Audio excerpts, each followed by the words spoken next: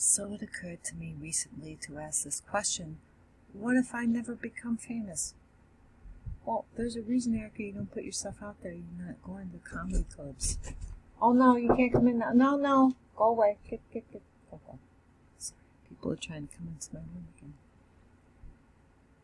I went to a comedy club one time in my life. One time.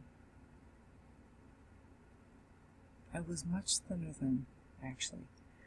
At the height of my prowess, I weighed 103 pounds and I'm almost 5'8" tall.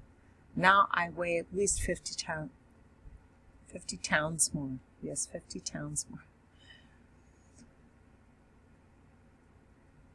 But, I'm sorry, but I had starved myself for a period of months after having given birth to my last child. I got fixed and I was really depressed about it, so I just wanted to be thin. Like, I'm going to the gym, and then I thought, well, I want to start making videos, so I started doing things, other things, which I hadn't really done very much before. And then eventually I did gain a lot of weight, from doing that. It's a lifestyle of gaining weight. It's not eating. No, it's not eating. It's just existing, apparently.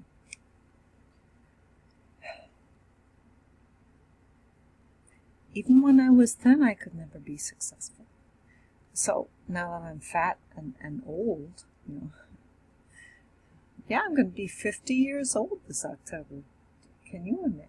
Clarence cannot imagine. He's like there. He's like, looking so cute. I'll poke my tummy. I'm going to scratch you and call you. Oh, Clarence, you half awake. He's a cat. Clarence is a cat. He's a real cat. He exists. It's not my imagination. He's right here. Moose. Hello, kitty Moose. He's like half asleep. Oh, anyway.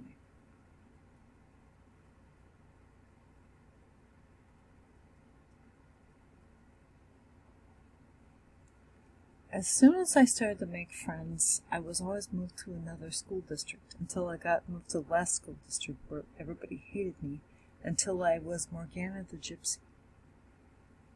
And then all of a sudden, well, you look great because you're painting all that makeup on you. See, now I'm Morgana the Gypsy again. Look at me. Almost 50 years old. Look at me. I don't think I look terrible, but maybe I don't look like I'm 25. Maybe I look like I'm 15. Who knows? I'm Morgana the Gypsy. The Clue of the Speckled Band. Sherlock Holmes. I was Morgana the Gypsy. And I was also Karen Andre. But people didn't like my performance. They really thought I was Karen Andre, like I would kill somebody. I thought I was in character, but it didn't play to the audience very well. Nobody congratulated me. And then I was the miracle worker. I was Annie O'Sullivan. You know Annie O'Sullivan, the miracle worker? Helen Keller, do you know all about that? Blind, deaf, and dumb. I hate to say that because it might be insulting to some people, but she did not have 3 of the senses which most human beings would consider to be quite crucial to our existence. She couldn't see, she couldn't hear, and she could utter, but she could not necessarily speak words until she said, "Water! Water!" That's great, yeah. I'm not that kind of a person. I'm not an Annie O'Sullivan, but I played one on TV, actually on stage. I was also in Noises Off. I was Brooke Hillary and the other person. I don't know, folks.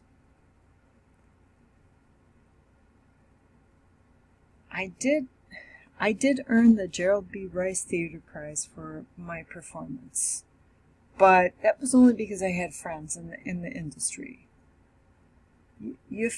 I failed at everything. It's like, you failed at being smart.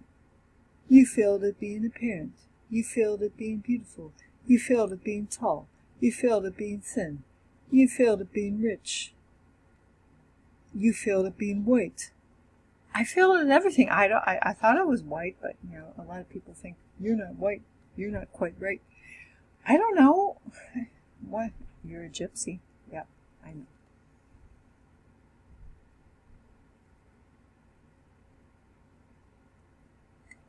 You're never part of the crowd when you're not quite white. No. You know what I'm saying? Black, certainly not. Black? Excuse me? I don't even tan well. I can sunburn pretty well, but I can't tan well. Okay. So, I don't fit any category, and that's why people just don't embrace me. It's troubling, folks. So, Erica, most of your life, have you tried to be successful? In fact, I have. I have earned 3 college degrees. 2 of them I got online. I worked hard for those degrees, but it was so much easier to work from home than it was to actually attend class, because when I finally earned my bachelor's degree, I might have been 7 or 8 years behind, because I'd taken time off to get married and have children. And last time I was in a class, it was with Dr. David Reed. He wore these dangly earrings. He's like a total freak. He was nice to me. He was very nice to me when I was pregnant. He didn't promote pot when I was in the class with him. But then when I wasn't pregnant, I took another class with him. He's like, you gotta smoke doobies all day long. You gotta smoke pot. Let's just smoke it. Smoke it, baby. I'm like, whatever. It's like, he didn't want me to harm my unborn child, so he didn't promote pot. He kind of censored himself, so I appreciate that, Dr. David Reed. You know who you are. I guess he might be of Irish origin, as I partially am, but nobody ever thinks... Everybody always thinks I'm a foreign person. It's like, everywhere I go, I'm foreign. 'Cause you're the gypsy. You got the gypsy on you, baby. I have these beautiful black eyebrows. I think they're beautiful. I love the eyebrows, and I love the color of my irises, and the rest of me, well, not so much. But anyway, we'll make do with the eyebrows and the irises.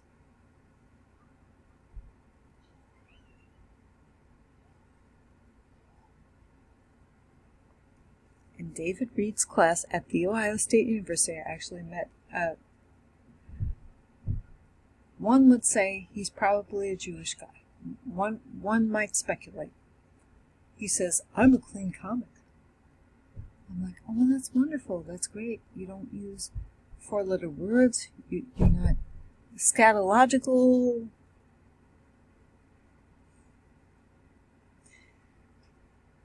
I guess he kind of didn't want to be my friend because he knew I was married, because I always wear my wedding band whenever I go out.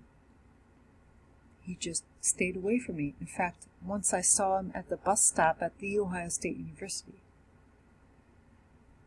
and he just didn't acknowledge me. It really hurt my feelings that I never meant to be more than a friend or an associate. But men have a different agenda, especially 20-something men, when you're a 30-something woman with at least 5 children. Yet, rejection...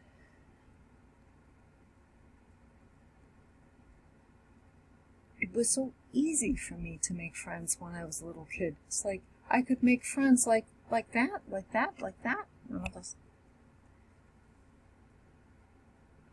But when you get a little bit long in the tooth, that's an idiom, folks. Look it up, long in the tooth. Who wants to be your friend? The old skin horse, the worn out old nag. Oh my goodness gracious. So, obviously we're on different treks in our lives. You're on the Star Trek. I'm on the loser trek. Could you just help me out just a little bit? Just pray for me occasionally or say good things about me, say a kind word. Okay.